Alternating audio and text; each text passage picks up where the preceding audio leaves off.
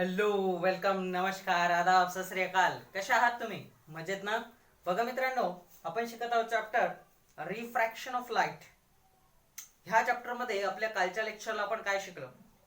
तर आपण बघितलं रिफ्रॅक्टिव्ह इंडेक्स आणि laws of refraction. What are laws of refraction? First of all, what is refraction of light?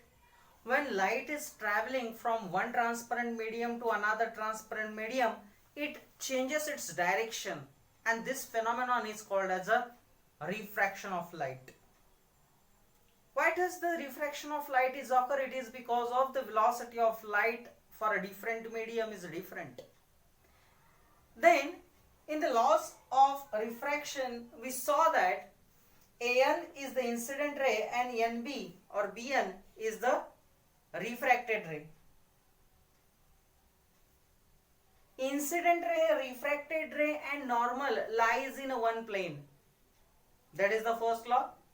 The second law is that the angle I is equal to angle R, and we called it as sin I is equal to sin R is constant, and that is N.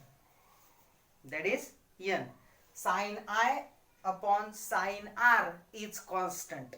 In the last lecture I have told you that this is also a kind of law of refraction. हा एक law of refraction आहे. तो म्हणजेच काय? हा जो sin I angle आहे हा इक्वल टू आहे sin R इतका, आणि सॉरी यांचा जो रेशो आहे हा कॉन्स्टंट आहे. यांचा जो रेशो आहे तो काय आहे? कॉन्स्टंट आहे. म्हणजे sin I upon sin R is constant. The ratio of sin I upon sin R is a constant, and that is represented by N. This is the second law. Then the next concept we saw that refractive index. What is the refractive index? Light changes its direction when it is going from one medium, one transparent medium to another transparent medium. And it is depend on the refractive index that how much it will be refracted. Then in the last lecture we seen that what is the refractive index? It is the ratio of the velocity of light in a given medium to the velocity of light in a vacuum. This is called as a refractive index. We always relate the refractive index to the vacuum, and for that the refractive indices of the different substances are different, and that we are going to see in this lecture.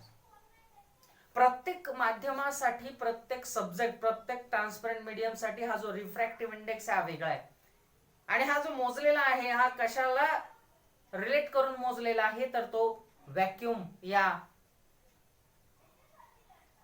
एका मीडियमला गृहीत धरून, एका मीडियमला घेऊन तो दुसऱ्या मीडियमचा काढलेला आहे. काय? Refractive index. मग प्रत्येक माध्यमासाठी हा वेगळा आहे. जसं velocity of light it is different for different medium. प्रत्येक माध्यमासाठी प्रकाशाचा वेग बदलतो, त्याच पद्धतीने प्रत्येक माध्यमाचा रिफ्रॅक्टिव्ह इंडेक्स सुद्धा बदलतो. मग तो व्हॅक्यूमच्या संदर्भात आपण कॅल्क्युलेट करून काढलेला आहे, आणि तो आता आपण बघणार आहोत काही सबस्टन्सचा. मग आपण बघितलं की प्रत्येक माध्यमाचा रिफ्रॅक्टिव्ह इंडेक्स वेगळा आहे. तसंच प्रकाशामध्ये वेगवेगळे कलर असतात है ना. You know that the 7 colors are appear in rainbow, and each of the colour having different frequency of wavelength. प्रत्येकाची वेवलेंथ वेगळी आहे, प्रत्येक लाईटची, प्रत्येक कलरची, आणि त्याच्यामुळे मीडियम जरी सेम असेल आणि जर प्रकाशाचा रंग बदलत असेल, means colour is changing of the light, then in the same medium also the refractive index is changes. But definition आपण बघितली होती. refractive index is the ratio of velocity of light in a first medium and velocity light in a second medium. So today's lecture we are going to see, first of all please see what is remaining in the last lecture, that Snell's law. काय तो Snell's law एकदा बघून घेऊयात. please see in those on your screen. refractive index, अपवर्तनांक सूचकांक, हा आपण बघितला होता. रिफ्रॅक्टिव्ह बोल्ड कलरची लाईन बघा बॉटमला. Refractive index depends on the velocity of light in the medium. Refractive index हा प्रामुख्याने कशावरती अवलंबून आहे, तर प्रकाशाची गती किती आहे, वेलॉसिटी किती आहे त्या माध्यमामध्ये. त्याच्यानंतर बाजूचा बॉक्स बघा, sine I upon sine R is equal to constant and it is represented by n. n it is called as a refractive index. Actually ते जे साइन आहे ते म्यूचं साइन आहे, mu. It is not n, mu बोलते उसको, mu. Board वरती दाखवतोस थोड्या वेळात. Mu is called as a refractive index and the second medium with respect to the first medium. म्हणजे हा आहे दुसऱ्या माध्यमाचा पहिल्या माध्यमाशी refractive index. This second law is also called as a Snell's law. यालाच Snell's law, स्नेलचा नियम असं म्हणतात. A ray of incident along a normal I is equal to 0 and it is goes forward in the same direction, that is R is equal to 0. बघा मित्रांनो, screen वरती सांगितल्याप्रमाणे तुम्हाला एक लॉ आपण डिफाइन केला, sine I upon sine R is equal to constant and it is represented by mu. हे जे सिम्बॉल आहे ना, this symbol is called as a mu. काय म्हणायचं याला, म्यू. मग हा जो म्यू आहे हा कशाचा आहे, दुसऱ्या माध्यमाचा पहिल्या माध्यमाशी. The ratio of velocity of light of second medium with respect to first medium, and this is called as a Snell's law. याला काय म्हटलं जातं, स्नेल्स लॉ असं म्हटलं जातं. ठीक आहे, अत्यंत महत्वपूर्ण हा नियम आहे. याच्यावरतीच आधारित आपण पुढे बघणार आहोत. याला स्नेल्स लॉ म्हणतात. आता एक सिच्युएशन कन्सिडर करा. काय तर बघा, हा एक ग्लास स्लॅब आहे. See, this is the glass slab and this is the incident ray. हा इन्सिडेंट रे, वरतून किरण येतोय सरळ स्ट्रेट. मग जर मी याला पी क्यू सरफेस म्हणलं, याला आर एस सरफेस म्हणलं, सॉरी, तर पी क्यू या ग्लास स्लॅबच्या एज वरती काय होतोय, एरो पडतोय, म्हणजे लाईट येतोय. आता याची जर मी नॉर्मल काढली तर नॉर्मल पण अशीच येईल बघा. म्हणजे ही सुद्धा नॉर्मल आहे, किरण पण याच नॉर्मल येतोय. म्हणजे याचा जो अँगल आहे, angle of incident is equal to 0. थोडक्यात काय हो, याचा I इज इक्वल टू 0. मग जर हा 0 असेल, सरळ असा येतोय, तर तो प्रकाश इनडिरेक्टली पुढे जाईल, म्हणजे तो कुठेही रिफ्रॅक्ट होणार नाही. त्याचा अँगल R हा सुद्धा काय असेल, 0च असेल. नॉर्मल पासून त्याचा अँगल 0च असेल. येते का लक्षामध्ये? So incident I, angle of incident is I is equal to 0, then R is also 0. येते लक्षामध्ये? हे सुद्धा एक जाता लक्षात ठेवा. आणि आता जसं बोलल्याप्रमाणे की प्रत्येक सबस्टन्सचा हा जो रिफ्रॅक्टिव्ह इंडेक्स आहे हा वेगळा वेगळा असतो. मग तो कसा वेगळा असतो बघा तुमच्या स्क्रीनवरती, कोणत्या सबस्टन्सचा किती आहे. Please see, a very important chart is there on your screen. Substance refractive index. First substance air, हवा. हवेचा रिफ्रॅक्टिव्ह इंडेक्स आहे 1.0003, म्हणजे तो 1 मानण्यात येतो. आईस 1.31, आईस बर्फाचा किती आहे 1.31. वॉटर 1.33, 1.33. अल्कोहोल 1.36. केरोसिन 1.39. त्याच्यानंतर बघा फ्यूज कॉर्ड्स 1.46. त्याच्यानंतर टर्पेंटाईन ऑइल 1.47. बेन्झीन हे सुद्धा लिक्विड आहे, ट्रान्सपरंट लिक्विड आहे, 1.50. Crown glass 1.52. क्राउन ग्लास आपण बसवतो बघा. रॉक सॉल्ट म्हणजे खनिज मीठ, ट्रान्सपरंट आहे, क्रिस्टल याचे, 1.54. Carbon disulphide 1.63. Dense flint glass म्हणजेच काय, दाट अशी घट्ट फ्लिंट काच, 1.66 आहे. रुबी हा खड्याचा प्रकार आहे, 1.76. शफायर, सफायरचा किती आहे 1.76, सारखाच आहे, रुबी इतकाच आहे. आणि शेवटी आहे डायमंड, हिरा.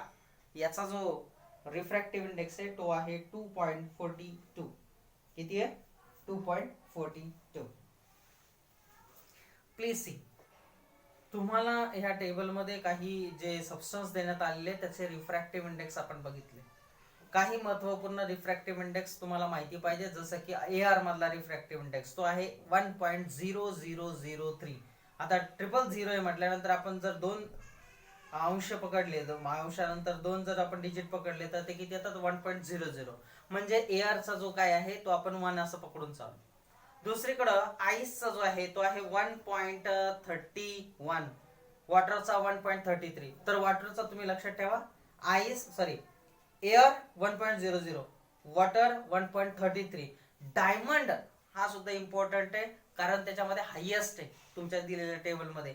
डायमंडचा जो रिफ्रॅक्टिव्ह इंडेक्स आहे तो आहे 2.42. नेहमी लक्षात असू द्या, काय प्रश्न असा विचारला जाईल तुम्हाला कदाचित परीक्षेमध्ये एका मार्कासाठी, फिल इन द ब्लँक्स मध्ये, which of the following substance having highest refractive index. Option देतील किंवा नाही, ऑप्शन दिले तर ते 4 ऑप्शन देतील, नाही तर तुम्हाला असे विचारलं जाईल dash dash dash having highest refractive index. तर त्याचं उत्तर आहे डायमंड, कारण तुम्हाला पुस्तकात सिलेबस मध्ये ते दिलेलं आहे. So diamond having highest refractive index value. Got it. मग ते बाकीच्या सबस्टन्सेस सगळ्यांची आपण बघितली किती आहे ती. हवेची 1 आहे, पाण्याची 1.33 आहे आणि किती आहे डायमंडची 2.42, 2.42. व्हॅक्युमची सुद्धा एकच मानण्यात येते. The refractive index of vacuum is 1. किती 1. म्हणजे तो एअर इतकाच आहे, फक्त फरक किती आहे 1.003 चा. 0003 हे त्या याच्या मध्ये आहे एअर मध्ये आणि व्हॅक्युमचा 1 मानण्यात येतो. असो, आता आपण बघूयात त्या टेबल खालचं माहिती. बघा टेबल खाली काय दिलेलं आहे तुम्हाला. Let the velocity of light in the medium 1 be v1 and the medium 2 be v2 as shown in the figure 6.3. बाजूच्या आकृतीमध्ये बघा, हे डायग्राम ऑलरेडी आपण अगोदर घेतलेली आहे. याच्यामध्ये v1 is the velocity of light in first medium and v2 is the velocity of light in second medium. मग v1 म्हणजे पहिल्या मीडियम मधली वेलोसिटी v1 पकडली आपण. मग पहिलं मीडियम कोणतं आहे आपलं, तर पहिलं मीडियम आहे एअर, हवा, याला मीडियम 1 म्हणूयात आपण. आणि दुसरं मीडियम कोणतं आहे आपलं ट्रान्सपरंट मीडियम, ते आहे ग्लास म्हणजे काच, मग ते मीडियम 2 आहे. मग जर रे हा v1 मधून मीडियम 1 मधून येतोय तर त्याची वेलोसिटी काय असणार आहे v1. आणि तो काचेमध्ये शिरल्यानंतर, ग्लासमध्ये शिरल्यानंतर त्याची वेलोसिटी चेंज होणार आहे, म्हणून आपण त्याला म्हणतो v2, कारण तो मीडियम सेकंड मध्ये एंटर करतो म्हणून त्याला म्हणतो v2. The refractive index of the second medium with respect to first medium represented by mu21, bottom ला लिहायचे त्याच्या पायाला, mu21 is equal to the ratio of velocity of light in medium first to that of the medium second. मग formula बघा, refractive index mu या लेटरने दाखवतात. 21 is equal to velocity of light in medium first v1 upon velocity of light in medium 2, that is v2. Similarly, the refractive index of the medium first with respect to second is given by mu12 v2 upon v1. If the first medium is vacuum, then the refractive index with medium 2 is called as the absolute refractive index and it is written as n or mu. बघा काय दिलेलं आहे आपल्याला की दुसऱ्या माध्यमाचा पहिल्या माध्यमाशी असणारा refractive index. The refractive index of second medium with respect to first medium it is given by this formula. See the refractive index of second medium with respect to first medium. मग कसा लिहायचा तो, second first. मग आता बघा, velocity of light in medium first v1 upon velocity of light in second medium, that is medium 2, v1 upon v2. आता व्यवस्थित लक्ष द्या, refractive index of first medium with respect to second medium, अपवर्तनांक बिंदू कशाचा, पहिल्या माध्यमाचा दुसऱ्या माध्यमाशी. मग पहिल्याचा दुसऱ्याशी म्हटल्यावर इथं अगोदर 2 लिहायचे, म्यू साइन काढायचं, 2 फर्स्ट अँड देन फर्स्ट. पहिल्यांदा 2 लिहायचं नंतर 1, म्हणजे दुसरं माध्यम पहिले लिहायचं आणि पहिलं माध्यम नंतर लिहायचं, कारण रेशो घेतोय आपण याचा. इज इक्वल टू मग पहिल्या माध्यमाचं दुसऱ्या माध्यमाशी लिहिताना velocity of light in medium first upon velocity of light in second medium. मग V1 अपॉन V2. मग यालाच कसं लिहू शकतो आपण, न्यू 2 1 म्हणजे velocity of refractive index of first medium with respect to second medium is given as V1 upon V2.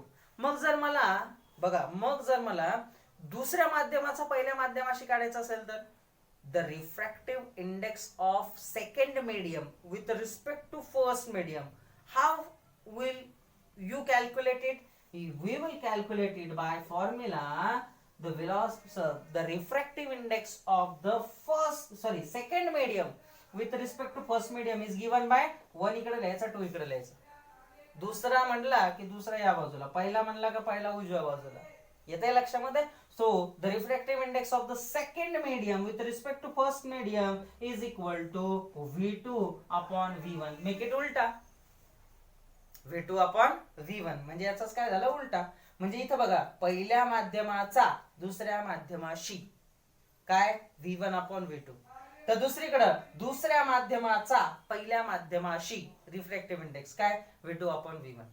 And V1 and V2 काय? V1 is the velocity of light in first medium and V2 is the velocity of light in a second medium. जर पहिला medium, if the first medium is the vacuum, पहिलं माध्यम काय असेल, vacuum असेल, तर यालाच म्हटलं जातं काय, तर ऍब्सोल्यूट रिफ्रॅक्टिव्ह इंडेक्स. काय म्हटलं जातं, absolute refractive index if the V1 that is first medium is a vacuum. पहिलं माध्यम जर व्हॅक्यूम असेल तर याला ऍब्सोल्यूट रिफ्रॅक्टिव्ह इंडेक्स असं म्हटलं जातं. आलं लक्षामध्ये. तर आजच्या लेक्चरला आपण काय शिकलो बघा. आजच्या लेक्चरला आपण बघितलं refractive index for the different substance is different. What is refractive index? It is the refractive index is the ratio of velocity of light in a vacuum to the velocity of light in a given specified medium. Refractive index can be given by the formula nu the refractive index of the first medium with respect to second medium is given by the formula like this, nu 2 1 is equal to velocity of light in medium first upon velocity of light in medium 2. So V1 upon V2. आजच्या लेक्चरचा झालेला भाग व्यवस्थित लिहून घ्यायचा आहे. Snell's law आपण आजच्या लेक्चरला आपण बघितला, sin I upon sin R is equal to constant that is mu. तर हे लिहून घ्या. ह्या चॅप्टरचा पुढचा भाग आपण शिकणार, पण कधी, पुढच्या लेक्चरला. तोपर्यंत घरातच राहा, सुरक्षित राहा आणि शिकत राहा. शिकणं थांबवू नका. धन्यवाद.